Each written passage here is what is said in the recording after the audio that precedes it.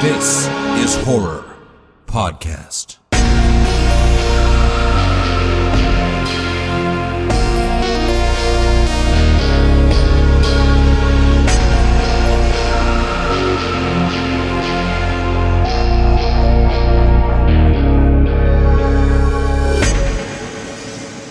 Welcome to This is Horror, a podcast for readers, writers, and creators.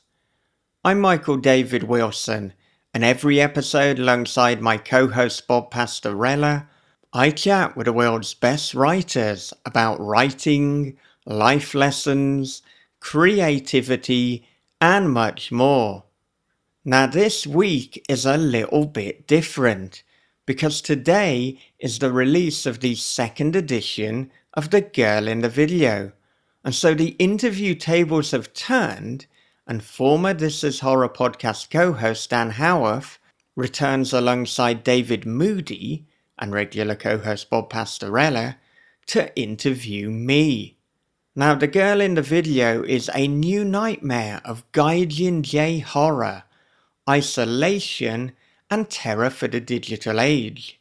It is The Ring meets Fatal Attraction for the iPhone generation. And this second edition includes the short story Teka Teka Teka and an exclusive afterword. Now, of course, I would love for you to order The Girl in the Video now from thisishorror.co.uk or Amazon. And now, for the first time ever, it is also on Kindle Unlimited. So Kindle Unlimited members can read The Girl in the Video, as well as my other books Daddy's Boy and They're Watching. And with that said, we're having no adverts this episode, just pure conversation. So here it is. It is me, Michael David Wilson, talking about The Girl in the Video and Gaijin J-Horror on This is Horror. Welcome to This is Horror. I'm your guest host, Dan Howarth, and tonight I'm joined with the usual co-host, Bob Pastorella, and special guest host, David Moody. And tonight we're interviewing the usual host of This is Horror, Michael David Wilson, about his upcoming re-release and reissue of The Girl in the Video, his fantastic horror novella. And we're going to dig deep beneath the skin of this fucked up Gaijin J-Horror novella. And we're going to dig deep into the horror that is Michael David Wilson. Okay, so Michael, I'm aware that you often open this podcast by asking your guests what was their first experience with story. I'm going to flip this on its head and ask you, what was your first experience with this story? What was my first experience with this story? Well, that would be Max Booth and Laurie Michelle inviting me to submit a story for, I believe it was one of the Lost anthologies. I think it was Lost. Yeah, it must have been Lost Films, because the idea was that the story that they wanted, it could be anything within video horror or where technology is being used for, I suppose, something foreboding and uneasy and spectral. So it was, much like a lot of these anthology calls, you could really interpret the theme as broadly as possible, as long as it was video or media horror.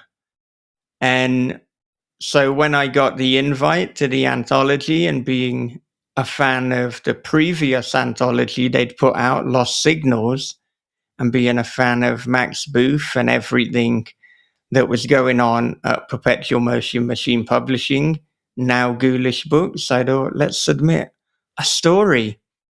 And So much like Stephen Graham Jones, when he gets a call to an anthology, the first thing I did was actually come up with a list of things that I didn't want to include and that I thought, okay, this is all a bit too cliche. And then came up with another list. Okay, what could I include? And I thought, well, living in Japan, setting it in Japan was a great starting point. And I wanted the protagonist to receive these disquieting but slightly alluring anonymous videos. And that was the starting point. That was the impetus.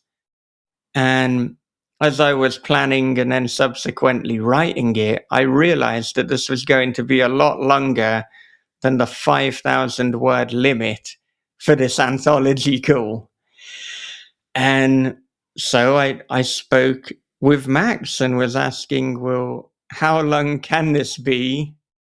And I kept checking in with Max, and as it got longer and longer, and in the end, she just said, why don't you submit it as a novella? Why don't you submit it to Perpetual Motion Machine Publishing's novella line? I don't know if that was because Max thought it was, a good idea, or if she just wanted me to stop pestering her about the word count and how much I could get away with.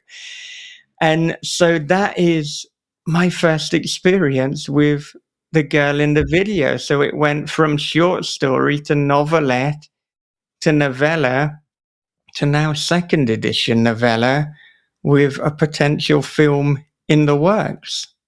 So not a bad journey, really, for something that came as a result of an email asking if I'd like to submit a story to Lost Films. Yeah, which, to be fair, was an awesome anthology as well, wasn't it? Really cool. So, Michael, that was your first bit of Japan set horror. And pretty much everything you've done after that has been back in the UK again. So what was it about that story? Was it anything to do with you having, I don't know how long you'd been in the country when you wrote it? Well, I mean, I would say at the moment that I'm alternating between writing things in Japan and in the UK more often than not, specifically in the Midlands, more often than not, specifically in Kidderminster. But yeah, but for that particular story, so how long had I been in Japan? So it came out in 2020, but I think it was 2018 that I submitted it. So then I must have written it around 2017, which shows you just how long these publishing cycles can be. So then that would mean that I had been in Japan for like about 2 years at that point.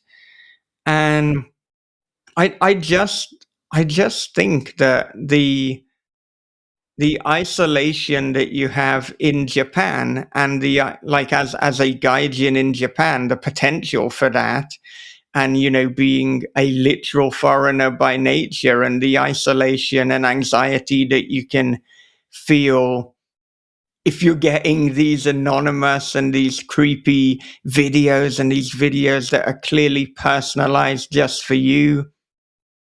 They're a perfect marriage. So it was never going to be set in Kidderminster or anywhere else. It just felt like it was the perfect complement to the story. So the location is as much a character as any of the characters. And so, I've said that there's a potential film in the works. I've spoke a little bit about that in the afterword as well. But one thing that I think is important for the film, if at all possible, obviously there are a lot of moving pieces, there are a lot of other people involved, but I think it's keeping that setting to Japan.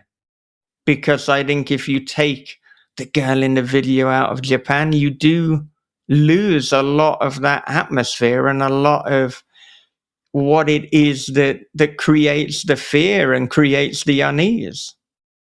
Absolutely. I mean, one of the things that I kind of wanted to ask you, and I've got to be honest, like we've known each other a very long time, Michael.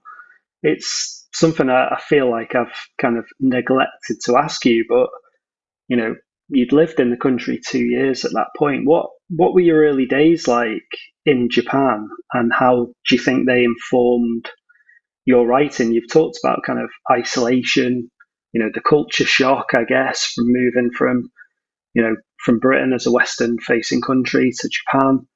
You know, can you tell us how that experience as an outsider almost, I guess, has informed your writing? Because it is infused not only through this book, but through every other book, I would say, even the ones that are set in Britain. It's clear that your perspective on the world has grown further than it had when you were just living in the UK. So this is one of these questions where the person being interviewed, they say, wow, that was a fascinating question that I've never been asked before. And the reason that they're doing that is they're actually stalling for time and trying to simultaneously think of the best way to answer the question. As someone who has interviewed a number of people, I know what's going on there.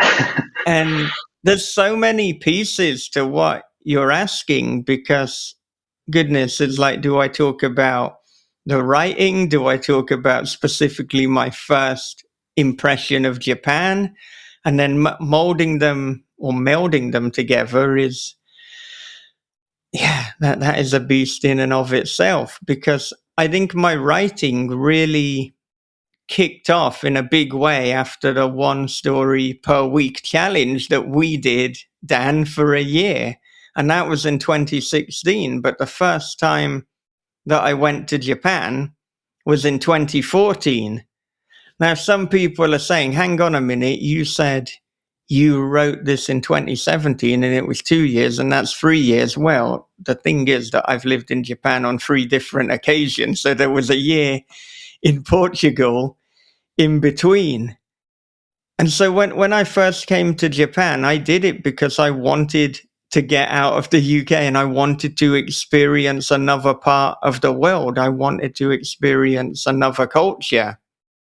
And so, goodness, when I came to Japan, it's like being almost overwhelmed with sensory input. You've got the bright lights, you've got the language which I didn't really speak or couldn't really read at the time. And even train stations and supermarkets have their own unique theme tune and jingle, and everything felt a little bit like being in a video game, probably because, companies like Sega and Nintendo and Sony, they are from Japan. So, I'm sure that has a lot to do with it, but it was a wonderful experience, and it was overwhelming at the same time, but almost in a glorious way. So that was 2014. But I suppose as you live there for longer, then you do realize, how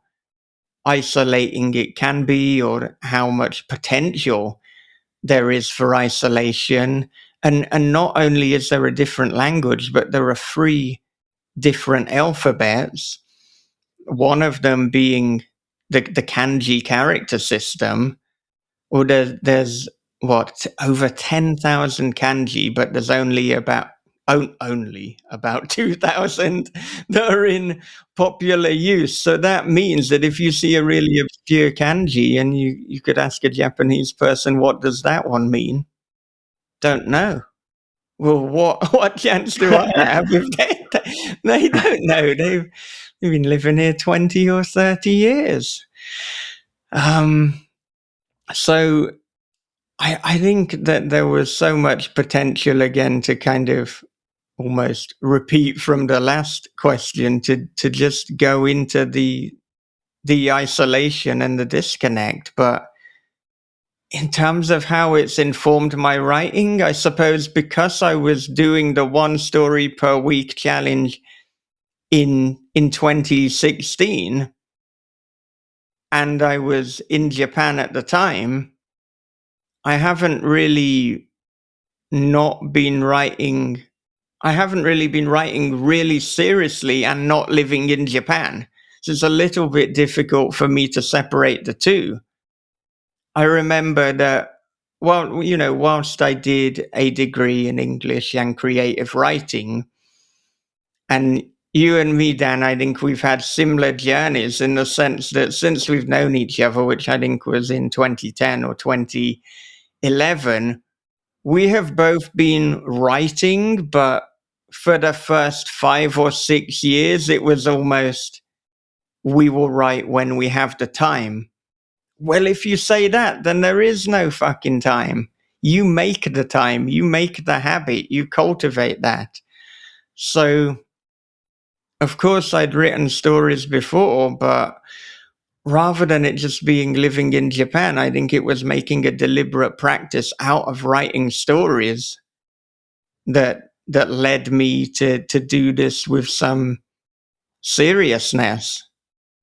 Talking about things that are overwhelming, your question is overwhelming, Dan, because this, this, this is what I'm getting a taste of my own medicine. This is what I fucking do to people. I throw something out so vague, or sometimes I make a statement and hope that they'll answer it. There is no answer to be given, but I can see that Bob has something to say, so let's see if I fare any better from that.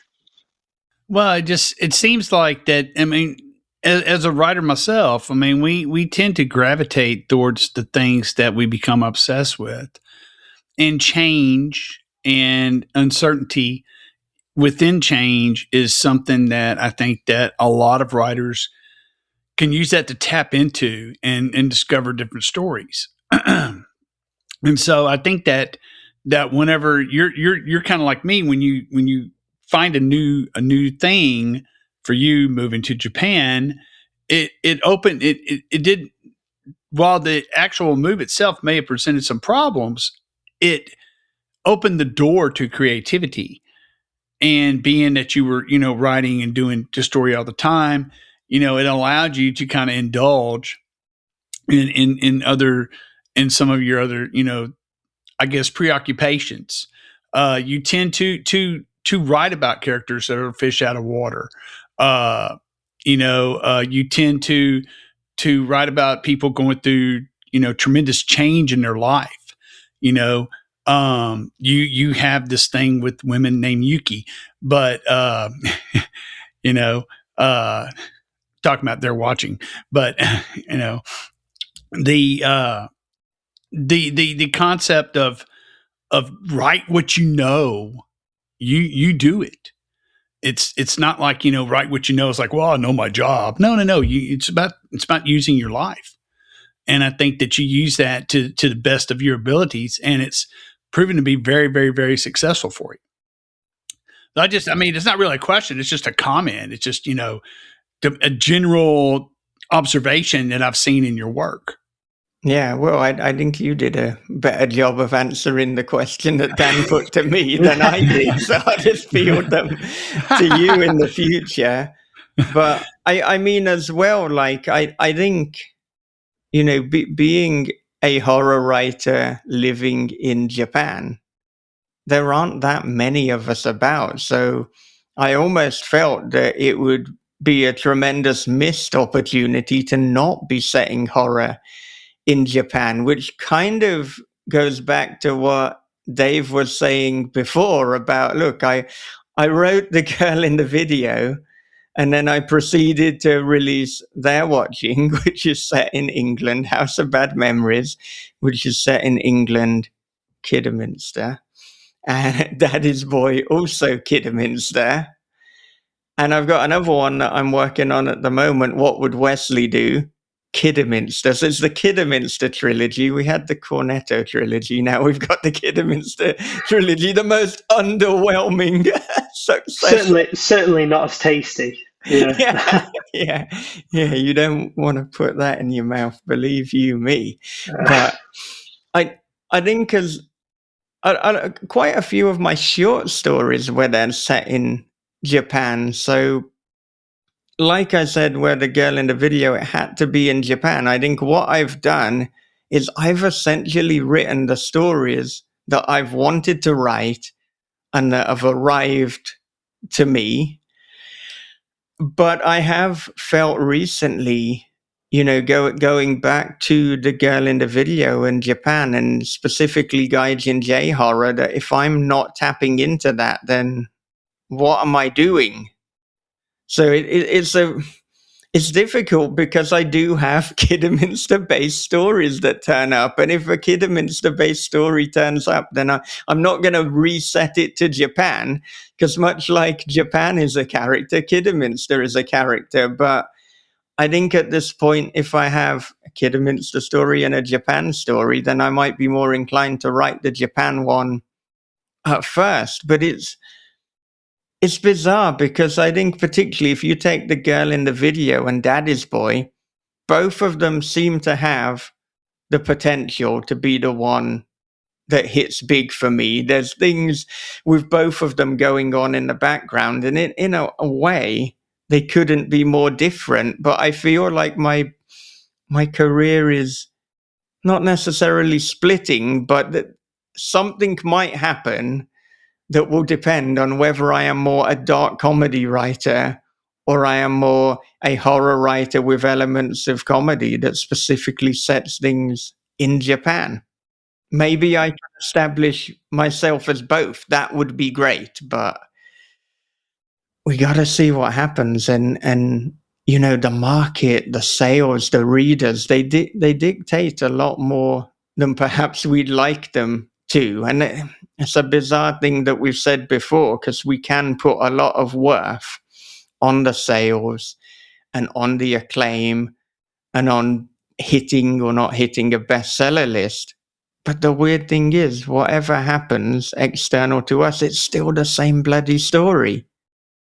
So why are we putting so much worth on these external things? It's a fair question. I mean, part of what I was wondering was whether some of it had come down to the psychology of home. And, The Girl in the Video, was your first, certainly the first one I'd read of your stories that was set in Japan. And then maybe similarly with Daddy's Boy, you'd been living abroad for a long time. I wonder if The Girl in the Video was you searching for a home in Japan at that particular point in your life, and Daddy's Boy addressing maybe the lost love for the UK and searching for a home in that respect after many years away. I wonder if there are some parallels there that kind of draw them both into, being some of your more successful in certain terms, or, certainly creative stories in terms of your output. Yeah, the concept of home is a funny one because, I've had people before. I'm trying to think how to phrase this and what specifically has been said to me. But, that there can sometimes be a bit of pushback having a white British person writing about an experience in Japan. Well, that's why I'm specifically, looking at writing Gaijin J-Horror. This is an experience in Japan from the Gaijin perspective. But yeah, like I say, there are some people who they will feel a bit funny about, an outsider writing about the Japan experience.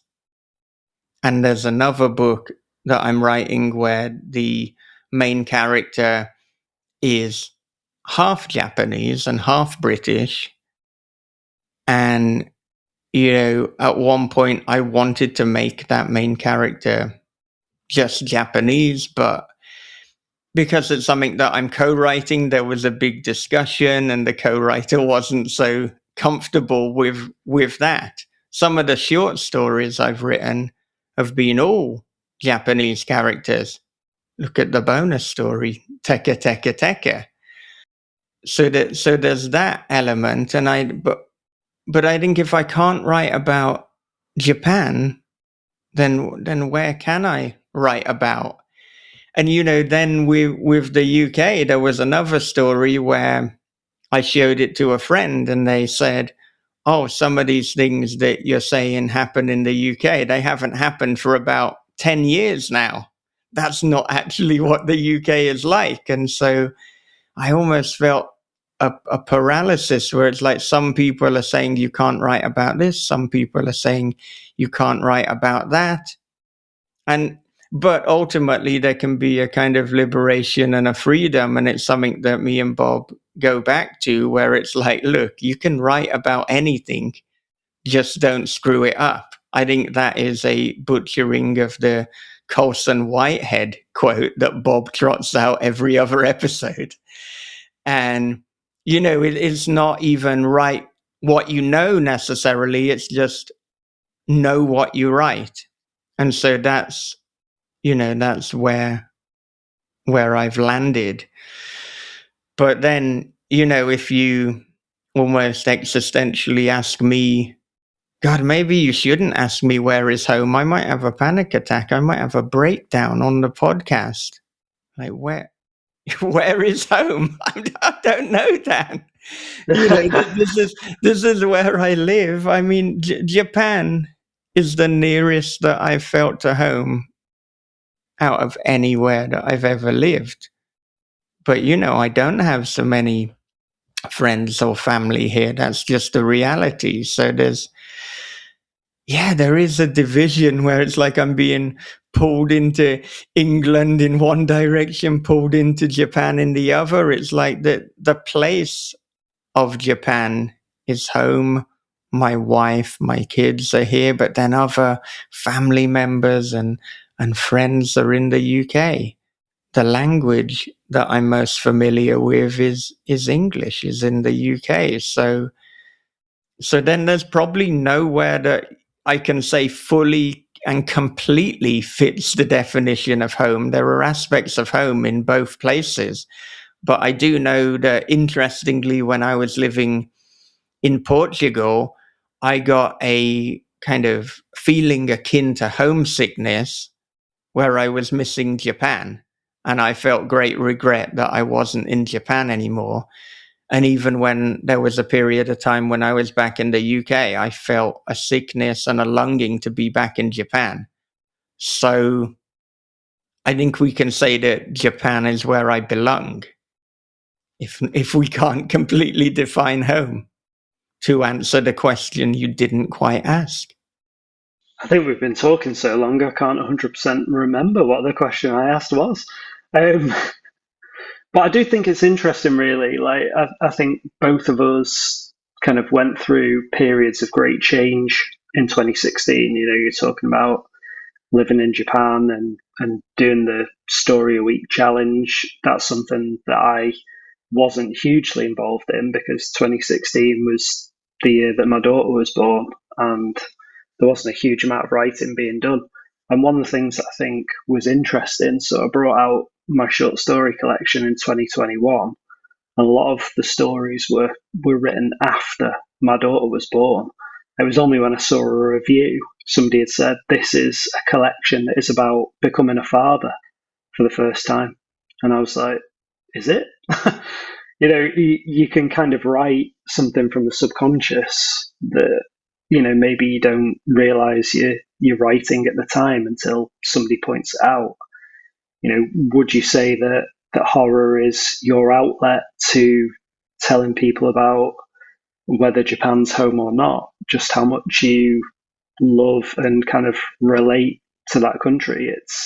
It's certainly, from my point of view, as somebody, looking from the outside in to your experience living there, certainly a hugely kind of Japanese influenced book, and one that I couldn't have written having not been to the country. So how does that kind of sit with you as kind of a love letter? And do you think there's more layers to this story than perhaps, looking back on it as a reissue now, that perhaps you realised at the time of writing?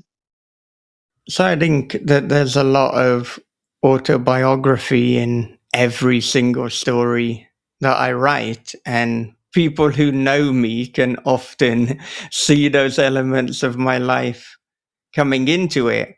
And sometimes it's very obvious, and sometimes it might just be a little line or a little nod. And so I've actually found, even through writing short stories, if I reread my own work, which I don't do a lot, I don't have a habit of, oh, I'm looking for a good story today, I'll pick up one of mine. But when I do see lines from my work, it can take me back to exactly the place that I was. Not even just like the geographical location, but the headspace, the things that I was thinking, the concerns that I had. So, of course, reissuing this and going back through and proofreading and doing some very minor edits to it, it got me into that headspace. And I think what's interesting with The Girl in the Video as well is there's currently a movie version, which I can't talk about too much, but at the moment that it is a little bit, well, it's a fair bit different to the original novella. And Bob and I had a similar experience with Their Watching, in that we wrote a screenplay for Their Watching. So then it's almost like, well, hang on, which is the story in my mind? There's two different stories now. There's two versions of the same story, and they almost become part of this wider world. So I would say, through the current film version that I'm quite involved in, anything that I thought was missing in the book, I've now been able to kind of update that. But with the book itself, when I put out the second edition, I wanted it to be an honest reflection as to where I was when I originally wrote it. So there hasn't really been anything that I've changed in terms of the actual text, even though my writing style has changed a little bit. It's evolved in a certain way, but The Girl in the Video has been my most popular book, so it wasn't the time to rewrite that. It's really interesting, isn't it? I've at the moment, one of my short stories is being adapted for film by a chap in America, and I found it a really interesting process. And just listening to you speaking now, I can identify, because we'll back and forth about different ideas for where to take it. It's a bit different with this one because it's just a short and we're expanding it to a feature. But I've come back from our conversations and thought, I wish I'd thought of that. Or maybe I should have taken the book in that direction. Or maybe I should have taken a short in that direction rather. And I was interested to hear how much that's happened with Girl in the Video, as it was a fairly early work for you, and it's a decade on. How have you reapproached it, and are there things that you're happier with this time around? Have you made a lot of changes, I guess, in the reissue? In terms of the actual main story, there's been very few changes. It's a very honest reflection as to what Perpetual Motion Machine put out in 2020. One of the changes I have made, as someone concerned with presentation and aesthetics, is that in the Perpetual Motion Machine version, there were no chapters, but I've actually put chapters in. So when there's a new day, that is marked as a new chapter. And I felt that aesthetically, it made the interior of the book look better. And I just felt like psychologically it gives the reader more breathing room. It feels more of a complete piece and moves it more into, a full book rather than it being a long short story. So that there was that change. This wasn't me rewriting The Girl in the Video. This wasn't me coming up with, the definitive or the expanded version. This came about because Perpetual Motion Machine Publishing took out of print all of the titles that were under the PMMP banner. So they've only got titles out that were ghoulish books, and that was completely the right decision for them. That's not something that I need to talk about, but Max Booth has been very transparent about that, so you can find out more through looking at ghoulish books and reading about that. But I think in many ways it was a long time coming, because the aesthetic brand of ghoulish and what they're doing is actually very different to what they were doing when they were PMMP.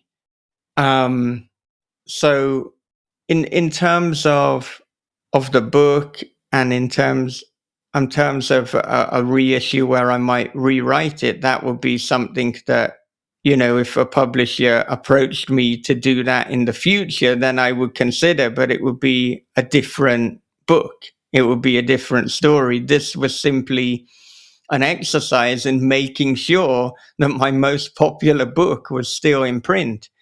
But we have got new cover art from Ben Baldwin, and I feel that is a more honest reflection of the book.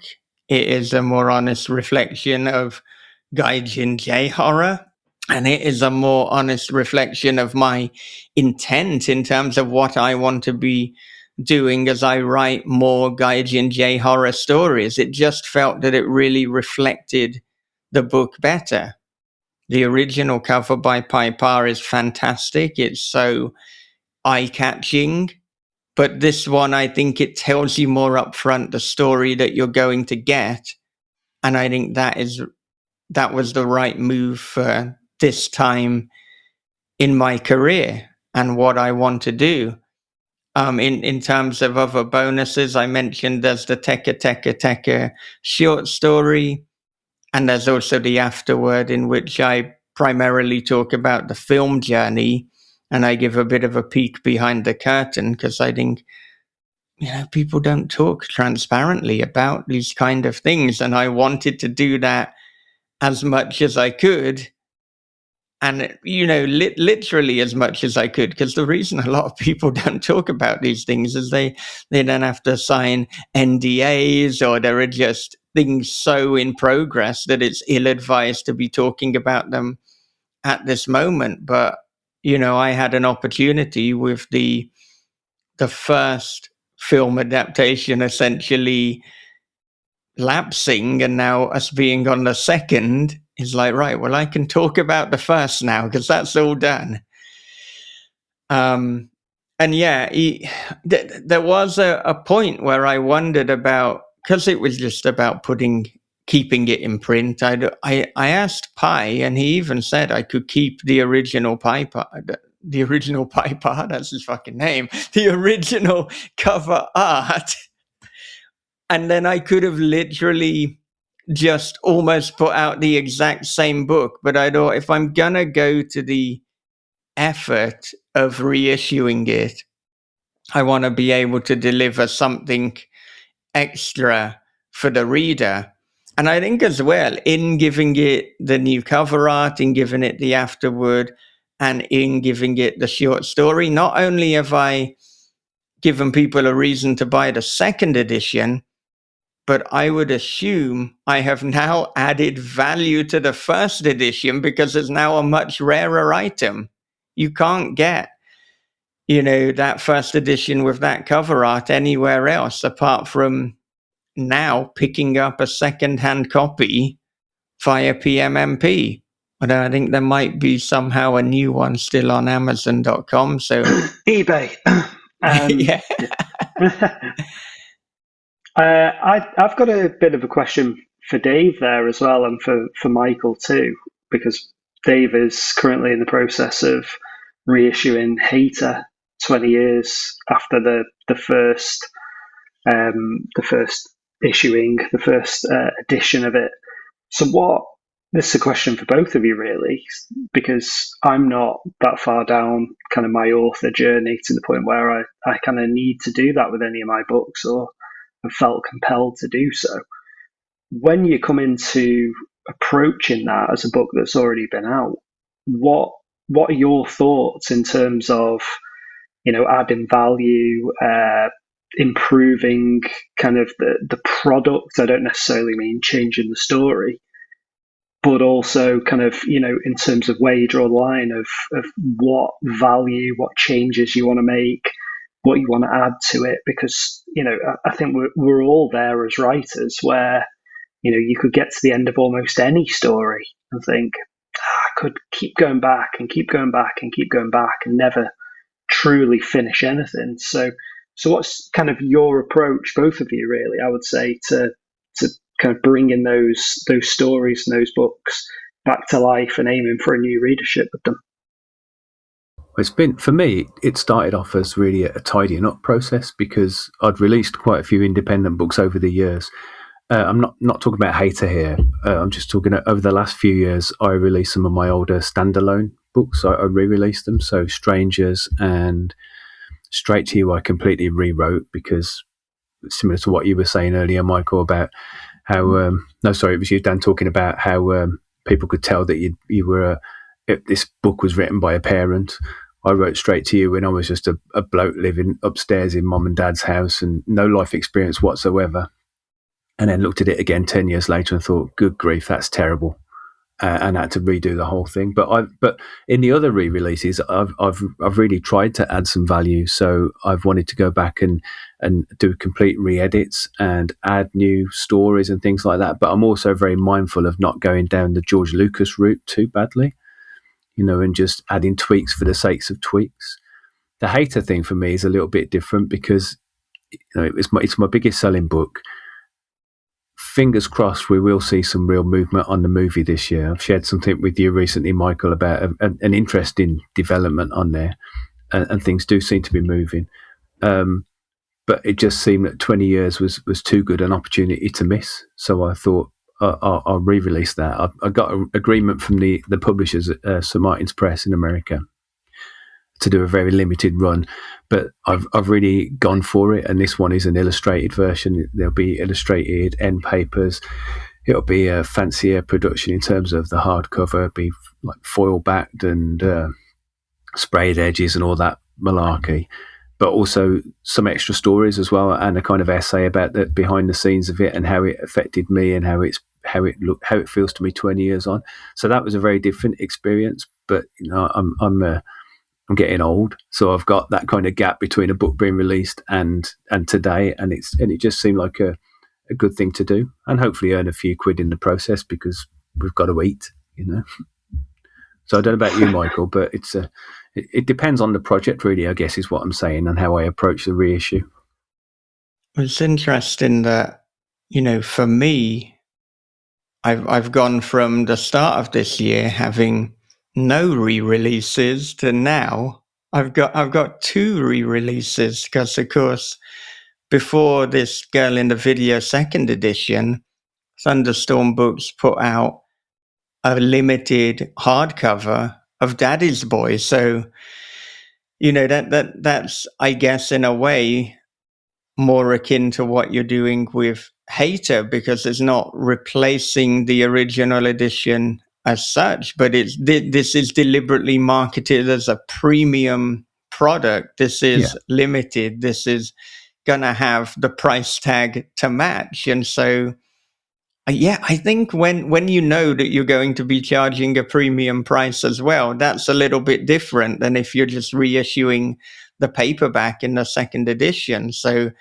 then with that, again, we have new cover art, again by Ben Baldwin. So he seems to be like my reissue cover art guy.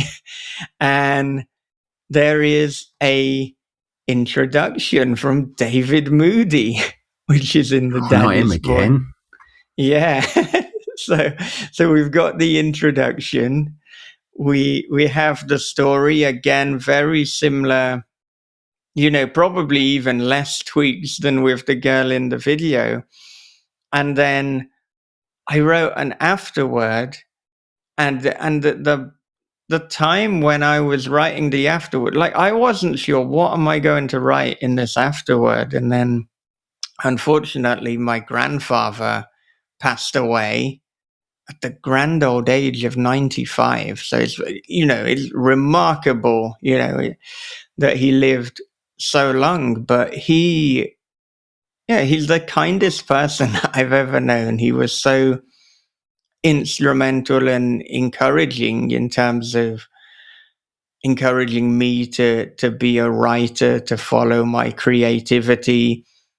And he just really modeled to me what it is to be a good human being, a kind human being, a compassionate human being. And so I thought, well, the afterword, somehow I decided I'm going to tie in an afterword to the crudest, dark comedic book I've ever written, I was and just going a to say, tribute to the kindest person. It's ironic you saying that when you've got written a book full of absolute deplorables. I know. So it was almost like approaching the impossible. Any other book would have been better to include a tribute to my grandfather in, but that was how the cards were dealt. That was the order that it all happened in.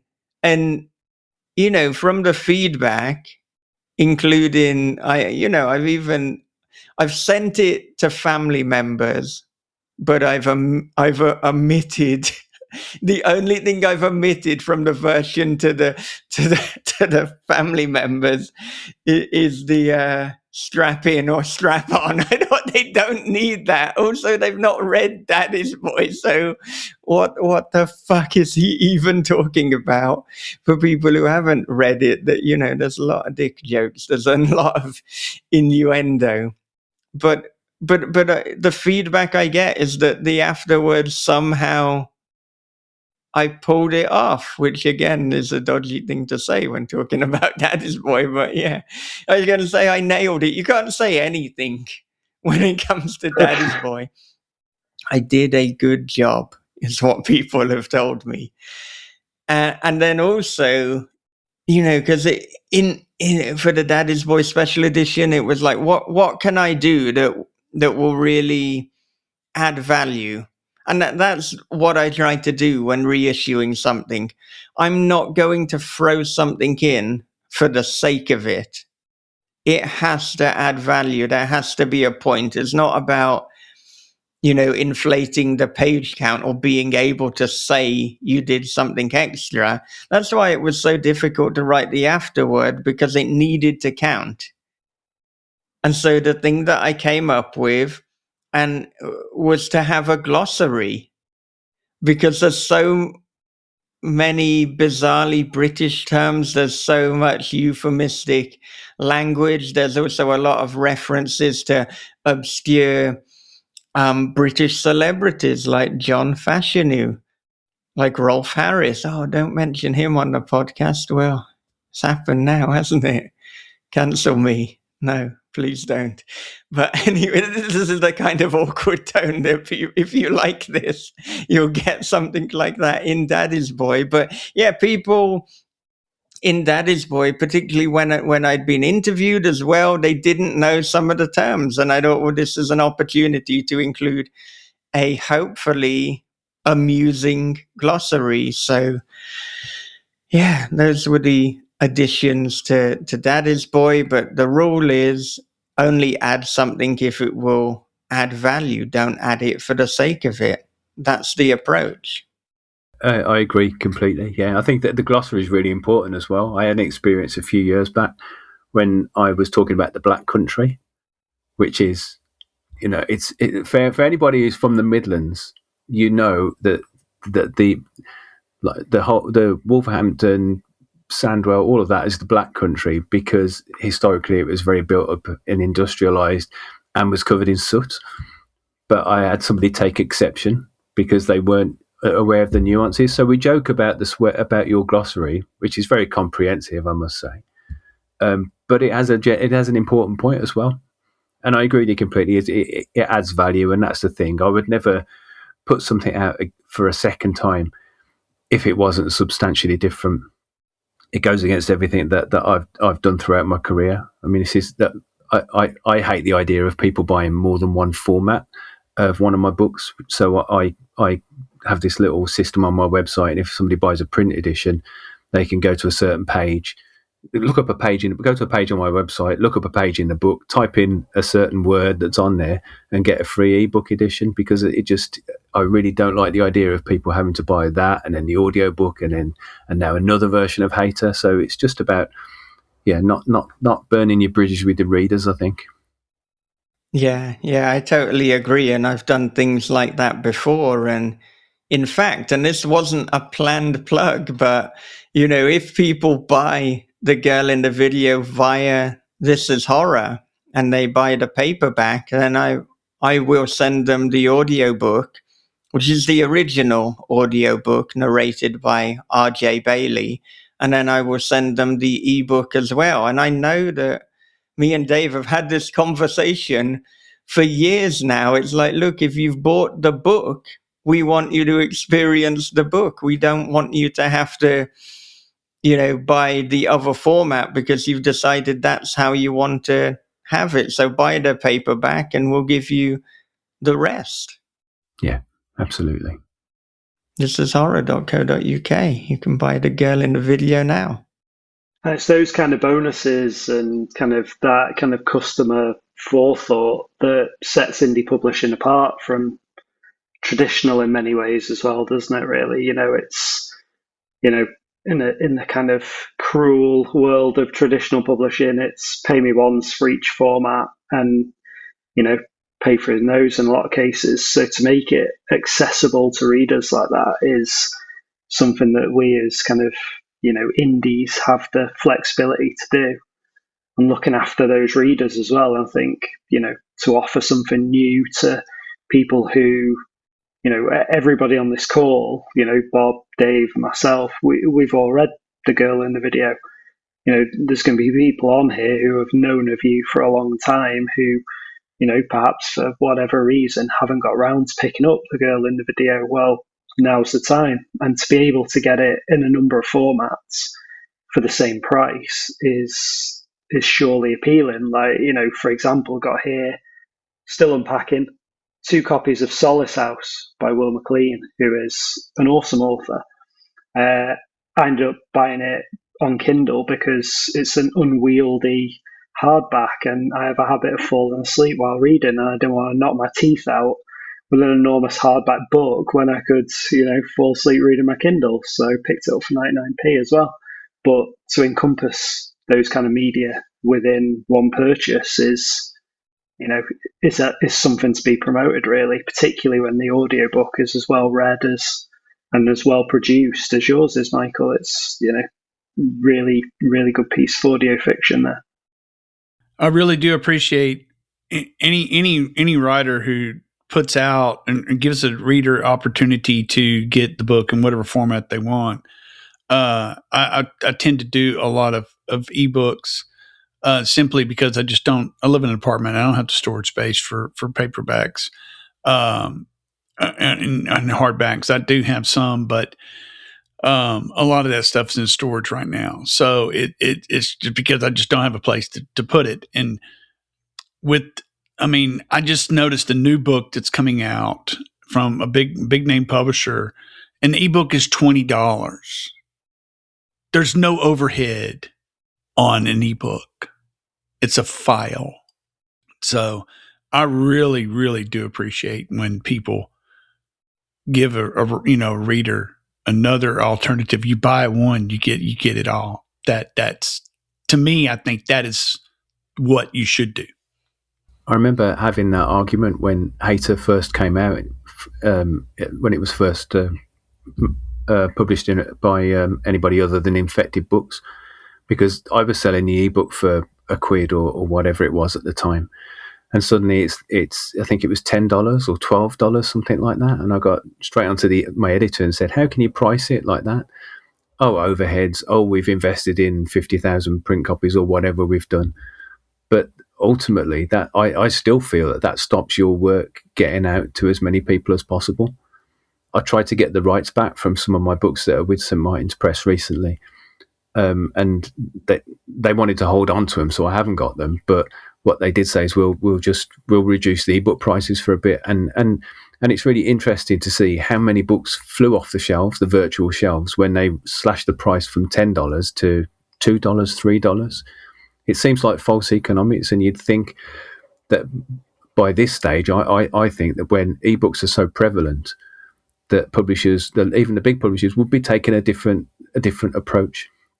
But then as well, I guess that they benefit from marketing it when they do drop the price. That's a special event for them, and it can get on the Amazon daily low price email, whatever. It's a way of extracting more, I think. I think a lot of us subscribe. I've subscribed to BookBub, which definitely helps out, where you can get books for $2 or $3, and they have new releases, old releases, things like that. It's funny too, because who would have thought? There's an author that is pretty much now nobody really likes her anymore, J.K. Rowling. When her original contract did not include ebooks, the publisher, it took them a while to realize how fucked they were, and that was really kind of savvy, because from what I read, it was like, can she, she basically said, can I have all the electronic rights? And they're like, yeah, nobody's going to do anything with those. Wrong answer. So, if they could have like continued to believe that would have been really good. It's like, man, what's the deal with these writers and their electronic rights? It's like, well, we'll just give it to them. That's fine. I think those days are long, long gone, Bob, aren't they? Let's face it.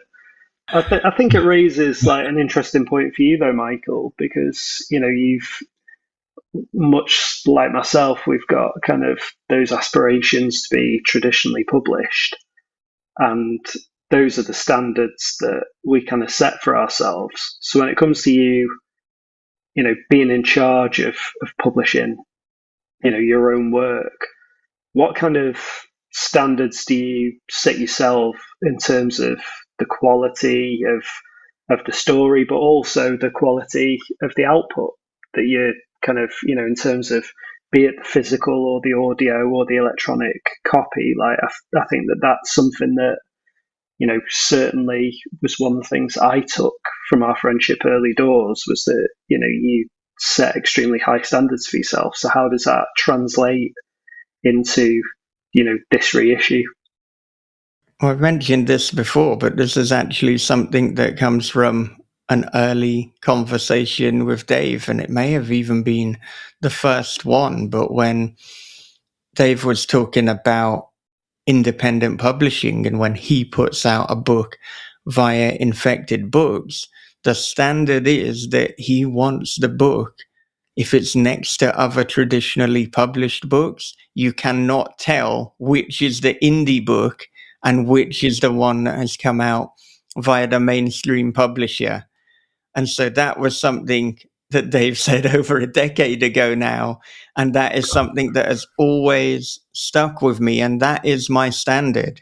So, the first calling card is the cover art. That is why I am so particular about it. That is why I don't skimp on the cover art. That is why, if I need to, then I will go back and forth with the cover artist, much as I will with edits, much as I will with anything. Look, Dan knows particularly how bloody pedantic I am. In fact, I think you all know how pedantic I am, and so that is the standard. You're an absolute bastard for it, Michael. Right, Let's not cut any corners. But also, when I do this to other people, I do it even more to myself. So if anyone's had an annoying experience with me, everyone listening is like, yeah, I've had that, then it is nothing compared to the high standard that I will set myself, and how pedantic I will be with my own releases, with my own work.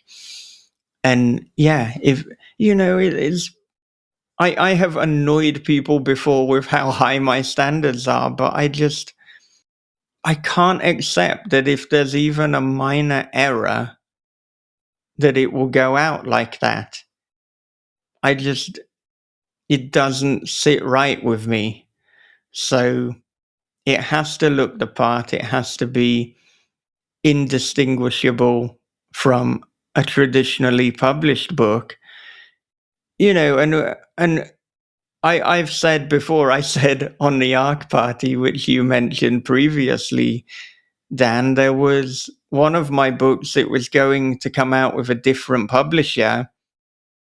They'd left some widows and orphans in, meaning a word dangling on a line on its own, either at the top or the bottom of a page. Criminal. Yeah. To me, yes. Yeah. No, I agree. And so I said, look, you can't do that. And they said, well, this is the way we've always done it. And I said, well, this isn't how a professional publisher does it.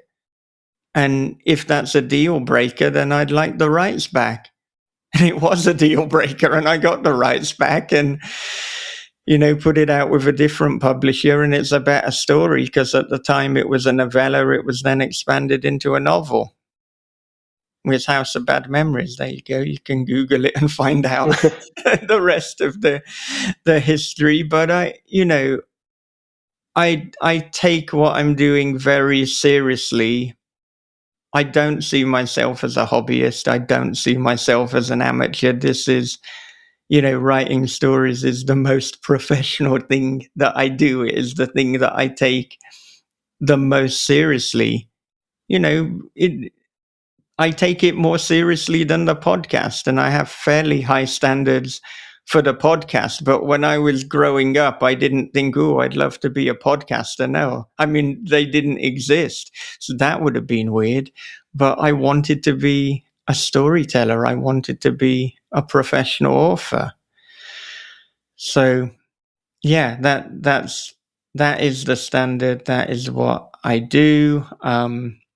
And so in terms of the girl in the video, any editing was just if I noticed there was a comma that I didn't quite agree with the placing, or if I thought a comma needed to be inserted, or a little N dash here, something like that. Dan knows all about my N dash, M dash hyphen history. I think I fucking gave him nightmares for years over that. But it's all about still in therapy, Michael. After those edits, I can't cut corners, and I can't do things on the cheap. And if that is going to be the case, then I'd rather not do it at all. It's either I do it to the best of my ability, or I don't bother. And I've always put things out in audiobook as well because I love audio, and I do believe that it is a growing medium, but I haven't had that many sales in audio comparative to the cost of putting out an audiobook. So if I independently put out another one of my novels, I don't know if I'll put the audiobook out because I don't know if I can justify the cost. And that's a really shitty position to be in. But we're always having this struggle between creativity and the art and commerce. If this is more than just a hobbyist, I want to have this as my full-time job. So, do I put the audiobook out because I love audiobooks, but know that this is like a personal loss, and then I just have to almost view it as if I'm going on a holiday, but I'm just actually sitting in my office annoying a narrator as I make pedantic little notes about, I think you didn't pause for long enough here. And then we can't work together again. But I don't know. I might not be able to do that. And I've said before, I think hopefully going forward, I will be able to have a literary agent, and I will be able to be with a publisher and not putting things out independently, because the thing I want to do at the moment, I just want to write. There's so much that we have to do when, there's so much even as just the writer, but when you're the publisher as well, marketing, the accounts, the social media presence. It takes so long. And when I look at the end of my life, I want to see all these stories that I wrote, not that I spent hours meticulously putting together fucking TikTok videos. At the moment, very current, but I've noticed on Instagram, people just putting up like, here are the 5 or the 10 books in this obscure category. Here are the 10 horror books you should read if you like Japanese samurai swords, or here's the 10 books you should read if you like walking in the forest. Here's the 10 books to read if you're on the toilet doing a number 2. It's ridiculous. And so many people are jumping on that bandwagon, and I don't even fucking blame them, because we all want to make money. We all want to be seen. But it doesn't seem like it's a terribly fulfilling thing. And probably in the moment when I would be putting something like that together, I would be hating myself. So, a rule of life is the less you can hate yourself, the better. And it's just nutritionally devoid work. There is no substance. There is no intellect. There is no joy to be had. Sometimes probably when people read things like Daddy's Boy, they might think this is a ridiculous thing to say, but I want to be putting things out of worth and of substance. And as many fucking dick jokes as there are, I fucking sweated over every dick joke. And I really made every word count. There is not a single word that is unintentional. Every decision I have meticulously made. So anyway, that's Can I just say, Michael, I'm can. really looking forward to the day the film version for The Girl in the Video hits, and this book gets picked up or advertised or whatever, and you have to dress up and dance on TikTok or something, and we can pull this clip and just really, really enjoy those moments. I hope you hit it big for many reasons, but I think that is actually very close to my top reason now, just to see you have to go through that promotional grind and know that I can see in your eyes all the time you're dancing on TikTok that you are dying inside. That will make me, as your friend, so happy. I don't believe in doing anything inauthentic. And as I'm saying that, I'm imagining now, like, in years to come, that you get that clip. I don't believe in doing anything inauthentic. Then it cuts to me in a fucking Hello Kitty mask. Nobody needs to fucking see that, but it's, no, I think part of the reason that it is often so sad and so depressing for me personally is so you could spend all this time putting, like, the perfect TikTok together, and then hardly anyone sees it. So it's like, so I wasted all of that time and nothing happened. But Dan, if I've got a mainstream publishing deal and they're like, wear the Hello Kitty costume, you're going to get the equivalent of so many thousands of pounds. Well, now that there's a literal payoff. So I guess what I'm saying is, like, look, I'll sell out, but it better be for a good price. Yeah, you have morals, we'll sell them.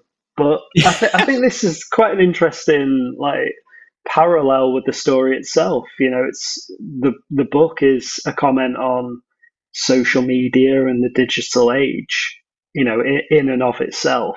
Yeah. It's fascinating to kind of hear you talk about the promotion of it when so much of the story is based around, those awful black rectangles that dominate our lives. It's, I mean, there must have been some genuine real world anxieties that filtered into that book, because I must admit, when reading it, they it kind of surfaced in my mind at the same time. Yeah. Yeah, and I think it's even more relevant now with the rise of AI. Definitely. And well, I mean, if I was writing the story now, it would be a different story, because when you're getting these personalized videos, of course it would come into your head that maybe this is AI. Maybe somebody has, they could quickly search my profile without even properly searching it. They could come out with what seems like a more personalized video. So, in a sense, the girl in the video is scarier for being set at a time where you didn't have access to that, because then there's much more likelihood that somebody has literally stalked you, gone through all your videos, found out all this information. But then there's an argument that it's even more terrifying now, because fucking anyone, even someone who doesn't know you, could make it seem like they do. They could have a very personal insight into your life. And I think, obviously the moral of this story, and we've said for a long time, be very careful in terms of what you put out online. And, that is something that I'm careful of. And I would say that I've been more private online about my personal life after I got divorced. I was going to say after my first divorce. That sounds like a second one's coming if I say that. But so I haven't put any photos up of me with my wife. I haven't put any photos up of me, with my kids since the divorce, and I'm just a little bit more guarded as well.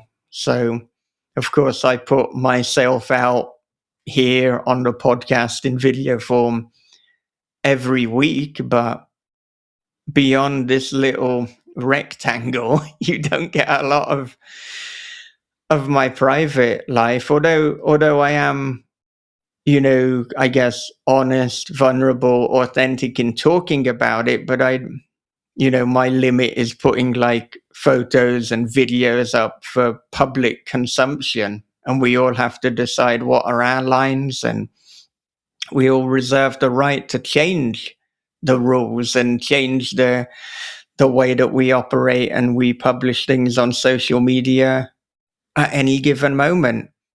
But there must be, for a lot of people, a conflict, because then we're fucking rewarded by putting our most intimate, or hopefully not our most intimate, but a lot of our private moments online. Although some people are rewarded for their most intimate moments. Like if you have a good OnlyFans profile, then cash cow. And is that like you're talking about the evolution of, social media, the evolution of morality, I would say, perhaps within the last 10 years since this book was written. So, you've talked pretty often in interviews and on the podcast, and certainly within the afterword to the book, about the development of the film. Being involved in that, was that something that you kind of considered in terms of how perhaps the story could hit differently, now as opposed to 2016, 2017 when it was written? Because 10 years on from that, people are, 10, 11 years more online, if you will, than they were at the point that you wrote it. You talked about it being more relevant. How did that play out when you were going through those discussions about the film version, and did the change in technology and the change in people's views towards it factor in when you were having those meetings and those calls about the film version? So this is where I have to be a little bit careful, because the question is now really relevant to the second iteration of the film version rather than the first one, which I can publicly talk about. But the easy way to answer it is yes, that absolutely has factored in. And I feel that the film version and vision at the moment is the truest and the best form of the girl in the video for this current generation. I think that the team that is working on it is the best possible team. If this is made into a film, which, we hope it will be, but you never know with Hollywood, then I will be very happy. I have not been happier than where we are with the film right now. That's good to hear. And as somebody who's looking forward to seeing it hit the screens, that's more than encouraging, I think it's fair to say. Yeah. Bob, you had your hand up a little while ago. Do you want to chip in? Sorry, mate. Oh, that was back when we were talking about the M-dash. And yes, I've had my experience with that. I know exactly where to find all of the symbols now on the This Is Horror website. So yes, Michael instructed me properly. Glad to hear that my instruction was not for nothing. Yeah. Yeah, I've annoyed numerous people, as I said, with the N-M-hyphen distinction. But again, I do think it's important. Get it right. That's it. Next question. Anyone else, or you wait? I chip in. Well, I'm looking at your quarter of the screen, Dan, even though you can't tell. I think one of the things that I'm interested in is, you kind of touched on it before, when we first started talking, probably 2010, 2011, around that time, I think we both freely admit now, both of us talked more about writing than we were actually writing at that particular point in our lives. And things have changed a lot for both of us since then, and for the better in terms of our output and those kind of things. But what I'm interested in is, when you look back now, almost 10 years later, on having written this novella, the novella that has kind of launched you as a writer, what has changed in terms of your process, and what has changed in your approach to story based on, you looking back at yourself all those years later? I'd be fascinated to see if this process has led to you learning more about yourself as a writer, and things that you do or might want to change moving forward in terms of your writing. I mean, in terms of changes, I think right now I am writing the truest to me and my vision and who I am. And I think if you look at the girl in the video, I was dabbling a little bit with the humor and my comedic side. And then you've seen Daddy's Boy, and that's what happens when it's fully unleashed. I think as well, when I was writing the girl in the video, I was more conscious of and mindful of writing rules. Whereas now I would say I have the experience to know the writing rules and to consciously decide when I'm going to break them. There's a scene in House of Bad Memories where there's a very long-winded conversation in a car, and some beta readers, possibly including you, Dan, picked up on it. And they're like, I'm not sure if you can do that. And, it's a bit awkward. But that was the effect that I was going for. So I think as well, like, I've always enjoyed things that are dialogue heavy, and I have, for better or for worse, and different reviewers will have different opinions on this, I have lent much more into the almost Tarantino-esque long-winded conversations. But every conversation, as long as it will have a purpose. Each line in my mind is necessary. Either it's advancing a character, or it's creating tension, it's showing us something. So we never have what Chuck Palahniuk terms as ping pong dialogue. It's always advancing. It's not just throwing the words back and forth. So that is a way that I've changed. And yeah, that was something I was very mindful of with the girl in the video. It's something I'm a bit mindful of now as I'm expanding my novella, What Would Wesley Do, into a novel. that like now I include kind of richer conversations that are certainly longer, but I think for the better.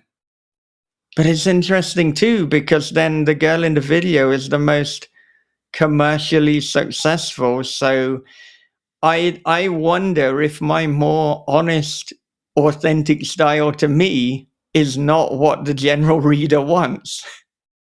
But at the same time, that is me, so that is what you're going to get. But there is a cruelty if me being me then doesn't see the commercial success of me being slightly more restrained.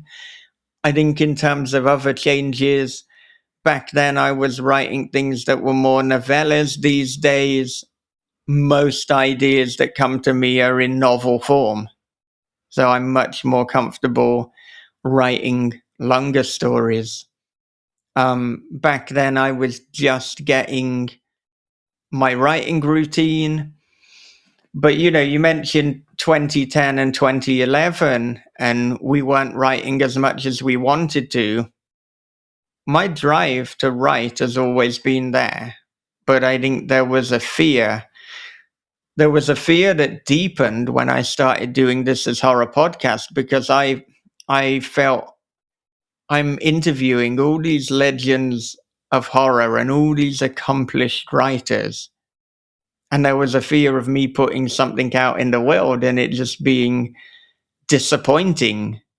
It's like you've interviewed Adam Neville and Ramsey Campbell, and this is what you're presenting, particularly when I knew that aesthetically, with the comedy, with the dialogue, it's very, very different.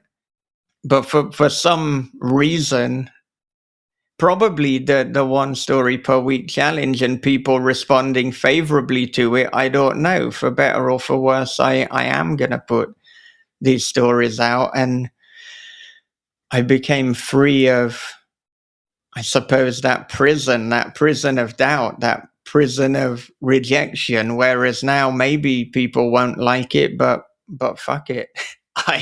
I like it. I'm glad that I wrote this. And so back in the day, I would procrastinate and I would do anything but write. Whereas now, I feel it's actually the reverse. Probably it's better to have a balance, but now I will write at the expense of almost anything else. As I say, probably better to have a balance, but if I had to choose between one extreme, I'd rather be procrastinating through writing than procrastinating through anything other than writing. So now I'm writing every day. And like I said, like I'd rather be writing than doing all the kind of marketing and the writing tangential things. Podcasting is my favorite type of writing because it doesn't feel bullshit. It doesn't feel inauthentic. Coming up with a listicle, coming up with a Instagram recommendation of books, I mean, if not inauthentic, then it's inefficient.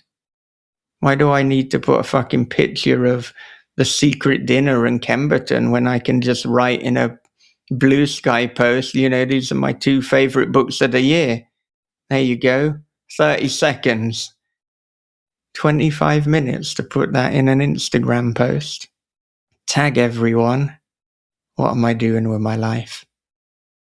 As long as you're telling people how good Kemberton is, I think you're onto a winner, no matter how you do cheers, guys. Thank you. We did this last time, so yeah. But I'm just chipping in now. Appreciate now I've got a microphone for this one. But yeah. Go on, Bob. You had your hand up before. I think you had a question while Michael was.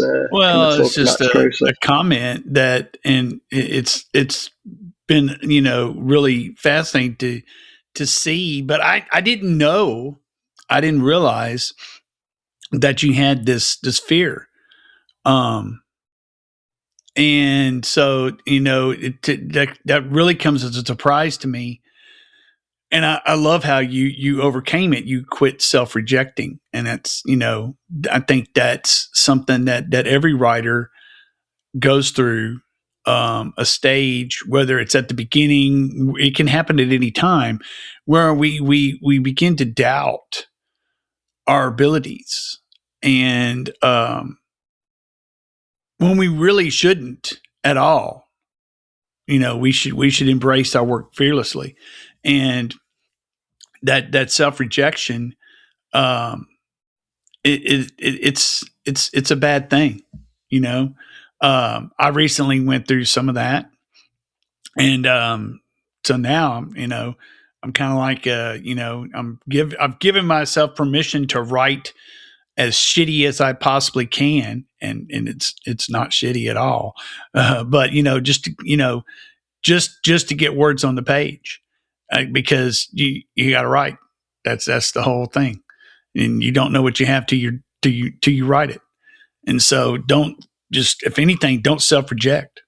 Yeah, no, that's not something I do anymore. And I think as well, I must be good at projecting confidence, because also there was something recently with Dan where I was feeling the pressure about a written project that I had to submit that I have to skirt around a little bit because I can't talk about it properly. And there was a little bit of doubt as to how it's going to be received. And, Dan said that was quite surprising for him, because he said he'd never really heard me, at least in recent years, have any doubt about, what I'm doing or what I'm submitting. But yeah, I guess like a lot of people, I can have initial doubt with something new until I then get something positive back, or it's not as bad as I feared.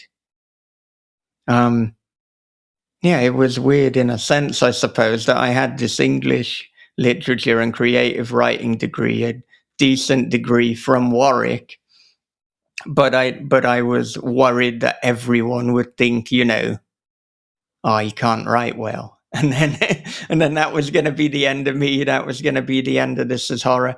I remember too, because I started This Is Horror in my 20s, and then I'm talking to nearly everyone who's much older than me, almost feeling some doubt about my age, or like I'm an imposter. I think I've felt doubt about a lot of things, but I just have to kind of push it down. Or it's not even as simple as saying, I strongly feel doubt. It's like there's two fucking voices, not in a kind of The Shining, I'm about to murder my family kind of way. But, you've got the one voice being like, you're not good enough. You're an imposter. What the fuck are you doing? And then the other saying, shut the fuck up. I'm doing a good job. I've got like 4 novels out or whatever, and just providing the evidence. But it can be a constant to and fro. And so, then the next thing on my kind of to-do list, or my white whale, as Dan sometimes puts it, is to either have one of my books made into a film, or to get picked up by a publisher or literary agent. But like I said at the start, it is funny that these external things are what will ultimately validate me, and I'll still be writing stories either way. But, I think it's because, we do live in a capitalist society. We do live in a society where money is needed to function. And I want to be able to provide not just for myself, but for my family through writing. That's what I want to do. And, I spoke about in my 20s, I had some imposter syndrome because of my age. Now, ironically, having just turned 40, I feel more pressure. Like, come on, you've been writing for years. Where's the fucking result? Why aren't you completely comfortably doing this full time? There will be writers who are doing it full time who are like, I've got bad news for you. Completely comfortably might not be how you'll ever be able to describe. I think I can pass on a new anxiety to you, Michael, because I'm a year older than you, and you've just turned 40. Yeah. One of the things I've thought about pretty much every time I sit down to write, particularly a new story, since I turned 40 is, fucking hell, you might be dead soon. You need to get all these written. So there's a pressure to choose the right book, to deliver it well, to make sure that you're doing every story justice, because you're now on the other side of that kind of midpoint of your life. If we're lucky, we'll get 80 plus years, and hopefully we'll all get as many years as your granddad did. Live to a good age, and fair play to him. But yeah, you kind of sit down and think, in your 20s, you're like, oh shit, I don't know if I can validate this. I don't know if I can, speak to the experience I've had and all those kind of things. But you sit down in your 40s and think, fucking hell, got to make this one count, because you never know how many more there's going to be. So there's a new anxiety to pass on to you every time you sit down. But yeah, I just sit down and write and think, not today, doubt. You can fuck right off. And that's usually a pretty good way to start the day, in my opinion. But yeah, just thought I'd pass on that little nugget of misery to you to celebrate your new book coming out. Yeah, I mean, one of the wonderful things about doing the This Is Horror podcast is getting to talk to all of these writers and these experts, and even little comments that maybe were meant as just innocuous, or they were meant as just a straight answer to a question, like Dave talking about, the standard that he sets with his independent books. That one line I can remember for the rest of my life. And so when we were talking to Craig Clevenger, he spoke about how he puts everything into the book that he's writing as if it's his last. And that was very effective for me too, because I think, there might have been a point where I felt like, oh, well, I'll hold this back for the next one, or oh, I won't put this joke in this particular book, or I might not explore this issue. But it's like, no, if this is something I want to explore, then, and as a vehicle in the story that I'm currently writing, then bloody well get it in, write the book as if it's your last. And then as a kind of another point in terms of things that have stuck with me, I don't even know why, but at some point when Bob was talking about doubt, he said you have to fake it till you make it, which is obviously such a kind of cliche thing, but I don't know. He's absolutely right. And that's what I do. Any moment of doubt, I will fake it till I make it. And also Tim Ferriss said a similar thing. It's like, let's say I don't think I'm a good teacher. Why don't I act and do what I think a good teacher would do? So it is the fake it till you make it mentality. Is like, right, what would a good writer do? Do that. What would a good teacher do? Do that. What would a good learner of Japanese language do? Do that. And if you fake it till you make it, then one day you realize you're actually not faking it anymore. You're just making it. Yeah, I just wanted to pick up on the age thing. Having been around the block a few more times than you sprightly chaps at the bottom of my screen. I haven't asked your age, Bob, so I think you're probably closer to me at 55. I'm 59. Are you 59? Well, you're looking good on it. No. Good Thank looking you. 59. Yeah. If Bob had said he was 49, I don't think anyone would have questioned it. No. Well, that was very impolite of me. That wasn't what I wanted to do. I just ask your age. I was just going to say that I think for me, the age thing has been a kind of a positive thing. It's a real wake up call. When I was writing the Hater and Autumn books, the original ones, I'd spend whole days pissing around, not doing what I should be doing, and wouldn't think anything of it. But now the pressure feels like it's really on.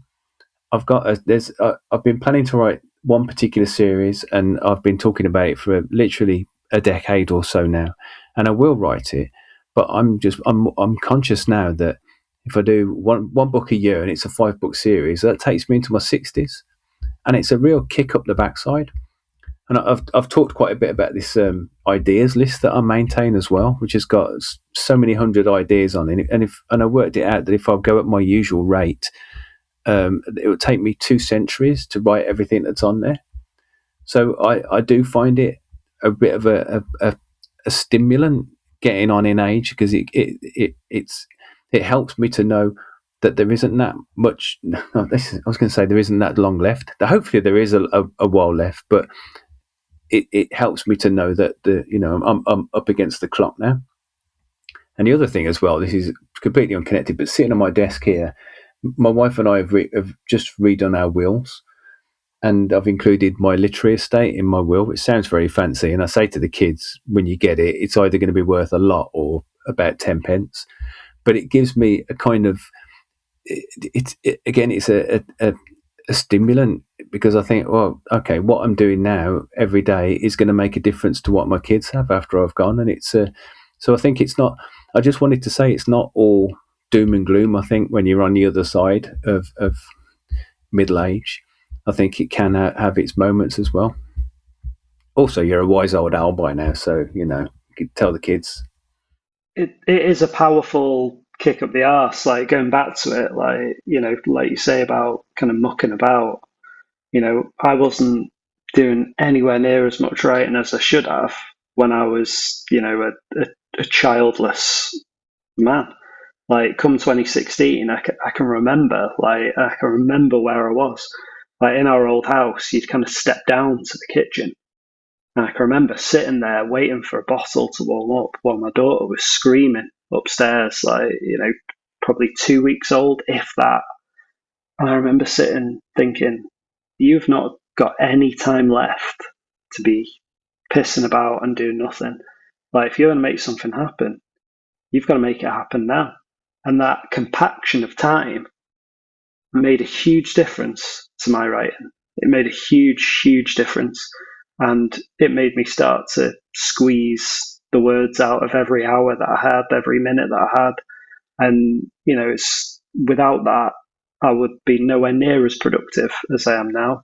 10 years on, I've written 15 books. Prior to that, in 25 years, I've written, more than 25 years, I've written no books. So, it's amazing what that kind of stimulation, that kind of, not quite pressure either, is it? Because it's a situation you're privileged to be in, to grow old and to have a family, and all those different situations that we find ourselves in. That they're all privileges in their own way, but it's a writer's duty to bring what they can in terms of the output and the quality from those situations. And I think, looking around the virtual room, I think we've all done that in one way or another, be it our own situations. We've all made the best of them and turned them into work. And I think, that's the making of a writer in many ways. It's how you turn your hand to the time and the resources and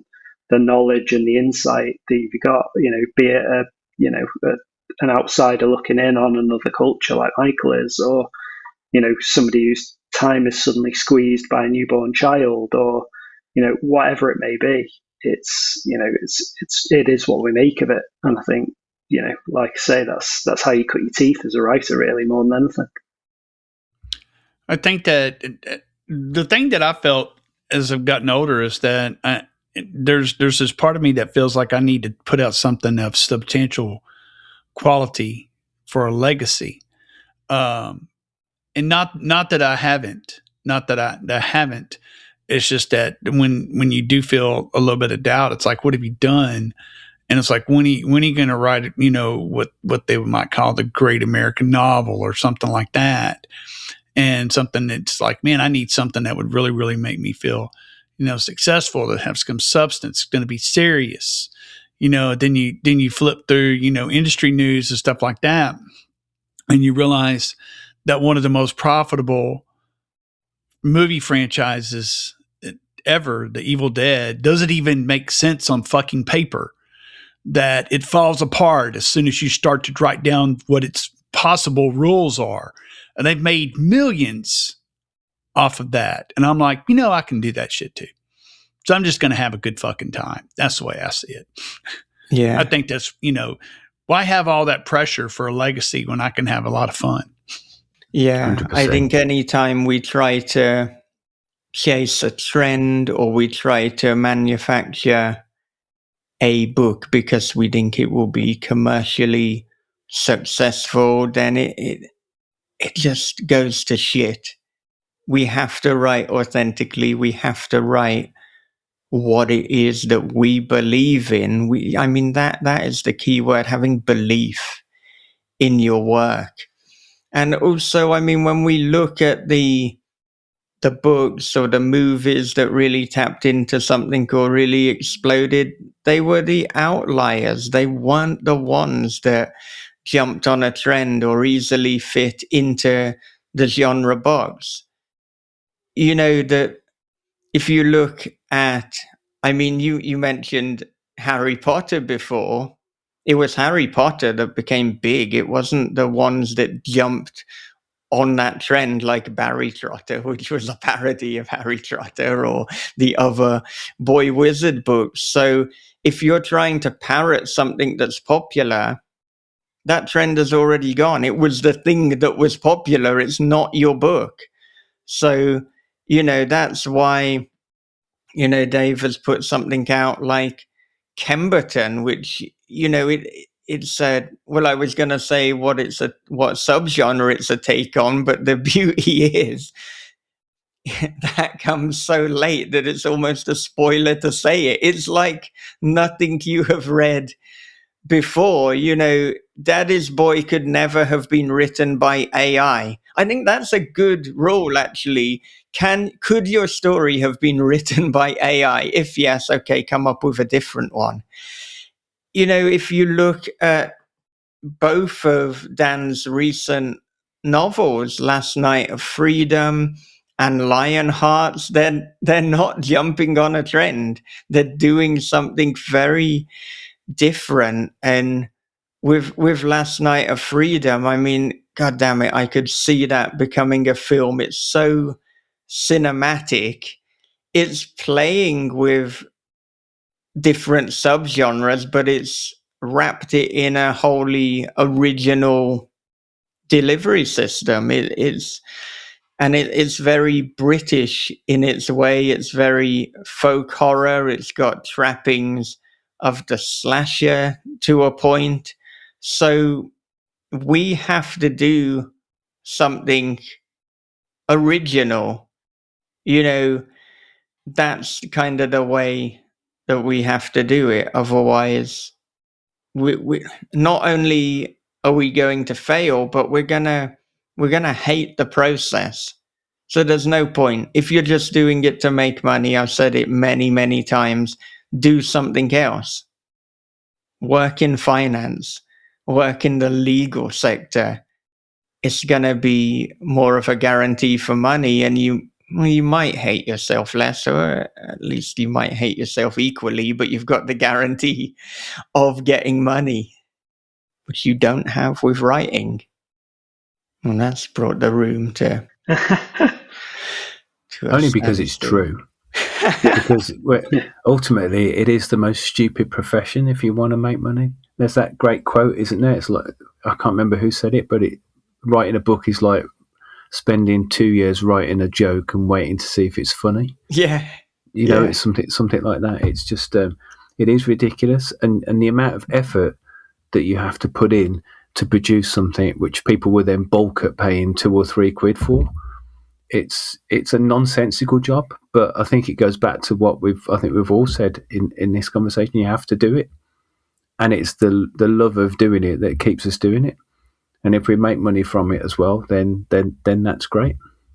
Yeah, but this is why I've had this mini life crisis turning 40, because I know that I have bet so much on my writing. I have deliberately took jobs that would facilitate my writing. I have declined social events to facilitate my writing. It's like I've bet my life, I've bet my relationships, I've bet my work, I've bet potentially finance on making a success of writing.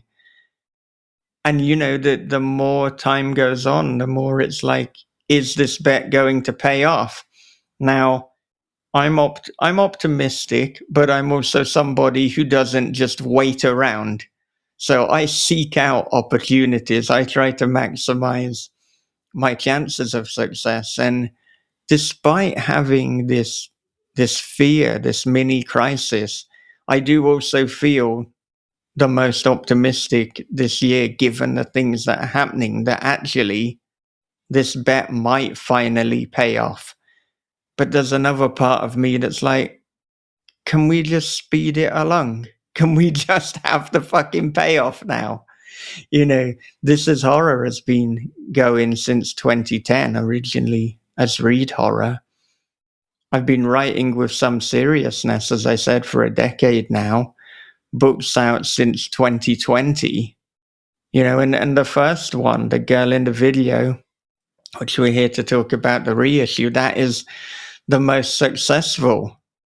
So each book after has not quite been as successful, which sometimes could be a little bit depressing, but at the same time, I think, well, when I'm being optimistic, it can be humbling. It's like, yeah, you've got the struggle. If every fucking book does well and you have no struggle, then maybe I could get a bit egotistical. Maybe I could get a bit arrogant. But it's like, okay, so we've now released 4. Can we go back to the sales picking up? Can we have something good happen now?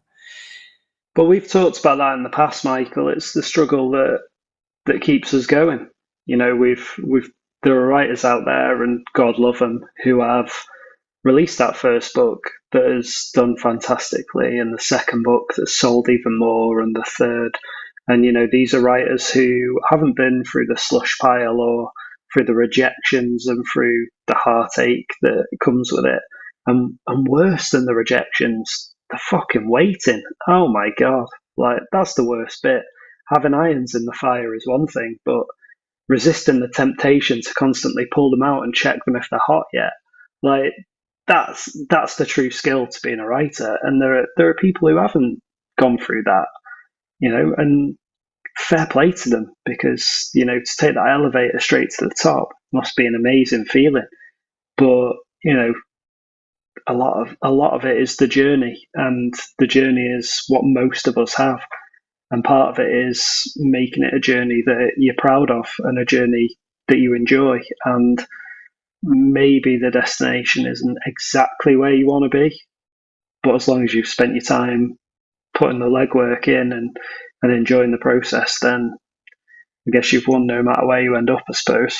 So we just got to keep pushing through. And from my point of view, yeah, The Girl in the Video is a very strong entry into your canon, but it's up there with all of the others as far as I'm concerned. And let's hope this film gets made. Let's hope everything that you've kind of talked about with it in the afterword, and and all those kind of things comes to fruition, because the legwork is there. And the one thing we can't legislate for as writers is the luck.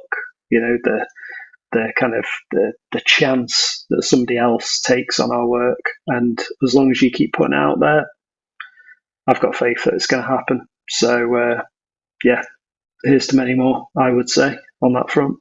Yeah, well, I've certainly got another 2 tickets to success, as I like to view these books as, because there's another 2 books that are near to being ready to submit to places, and then I've got another one that will need a substantial edit, and then that can be fired out to places. So yeah, there's 3, so almost enough to double the releases.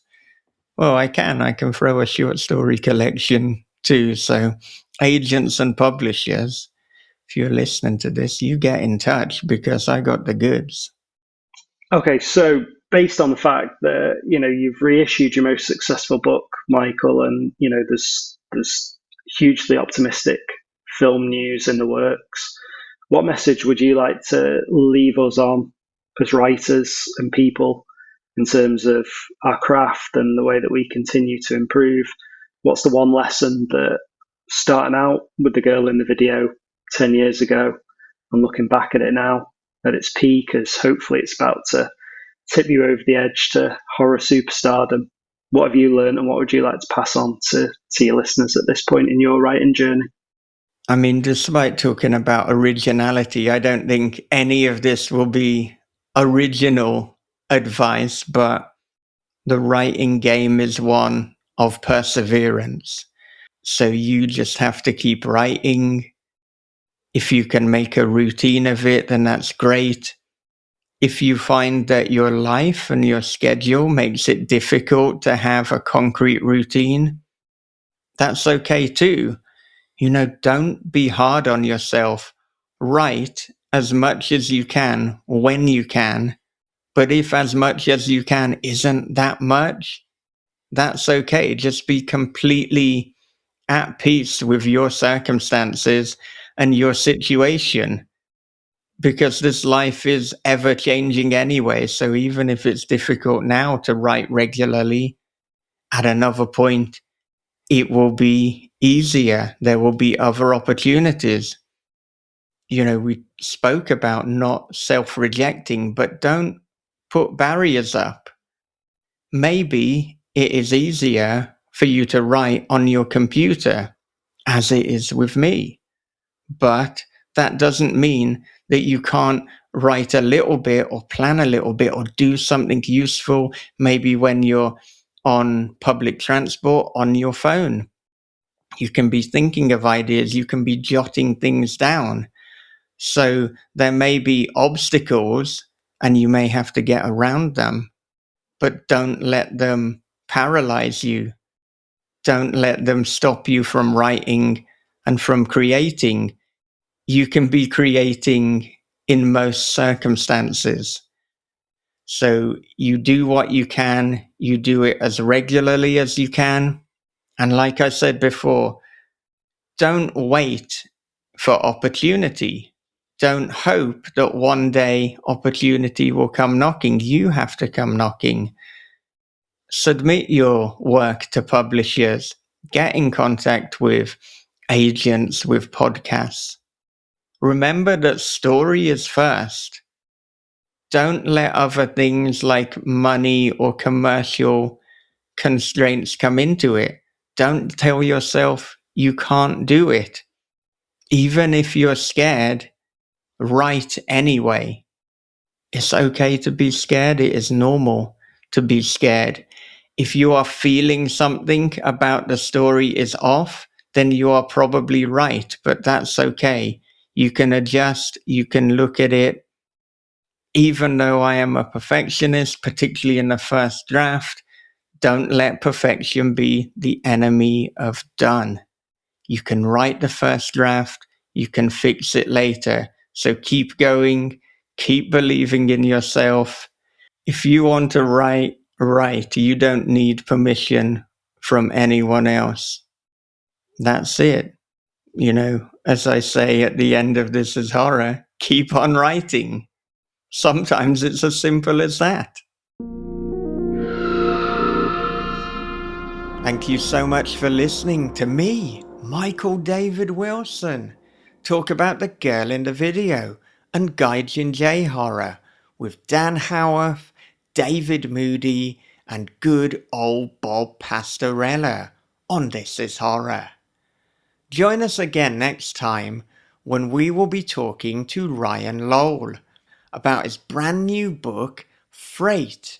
And if you would like to submit a question to Ryan and get that conversation and every other episode ahead of the crowd, please do become a This Is Horror podcast patron at patreon.com/This Is Horror.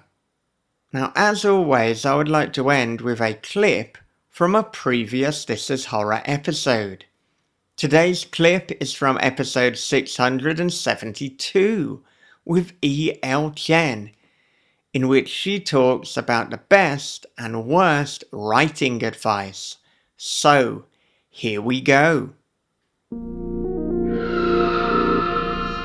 Best and worst advice I've ever received is actually the same advice.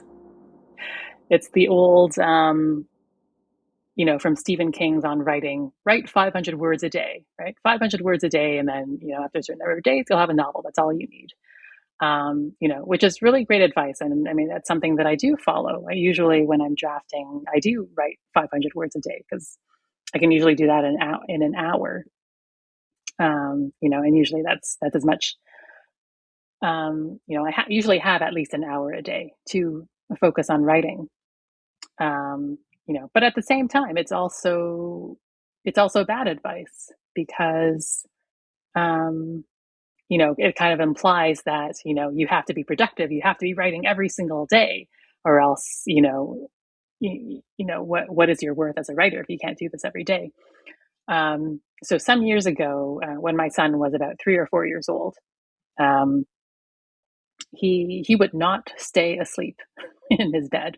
And you've got like a little one now, so you understand what it's like, right? And so I was so sleep deprived every single day. I had my commute time to the office on the subway. That was supposed to be my writing time. I just ended up falling asleep instead. And I was really quite anxious about that because it's like, I got to write my 500 words a day. And so, I was just like, very depressed and very anxious about this because I couldn't write because I was, sleep deprived. And it actually wasn't until sometime later, I was talking to David Nichol, who's another fantastic Canadian horror writer who wrote, The Geisters and Utopia. I was telling him about how, I was, pretty bummed because I couldn't get in my, daily word count. And he was the one who pointed out to me that, it's usually privileged white men who give this advice that, you have to write every single day because, of course, Stephen King can say this because, he had his wife to look after his kids, right? He didn't have the sort of, everyday responsibilities that a lot of us has had. And so I think that was very freeing for me. So in that way, the 500 words a day was, it's good advice, but also really bad advice. It's advice you have to take with a grain of salt. It's something that, it's great to be able to squeeze in writing when you can, but, if you can't, don't stress out about it because, we don't all have, partners to help with the family. If you would like to listen to the full episode with E.L. Chen, you can listen to episode 672 of This Is Horror Podcast. Or if you want the video version, it is available on YouTube. youtube.com/@thisishorrorpodcast. And if you would like other inspirational clips from past episodes, please do follow us on TikTok and Instagram @thisishorrorpodcast. Now, before I go, please do order The Girl in the Video 2nd edition. This book means everything to me, and I think you will find its premise and take on Gaijin J-Horror to be truly original. But hey, don't take my word for it. Josh Malerman, author of Bird Box, had this to say about The Girl in the Video. Propulsive, modern, funny, frightening. The girl in the video will make you think twice about opening any anonymous video sent your way. Then it'll make you think twice again. Michael David Wilson has long added to the genre with his incredible podcast and press, This Is Horror. But here, he offers a book. And now, it's time for someone else to interview him. Well, they did, didn't they? Because you just listened to it. And that someone else was Dan Howarth and David Moody. If you want to listen to other episodes where people are interviewing me, there's also a new episode of The Ark Party with Rob Olsen and Jason's Weird Reads. So if you're not sick of hearing about me and the girl in the video and Gaijin J-Horror, you can check out those too. Alright, well that does it for another episode of This Is Horror. So until next time, with Ryan Lowell, take care of yourselves, be good to one another, read horror, keep on writing, and have a great, great day.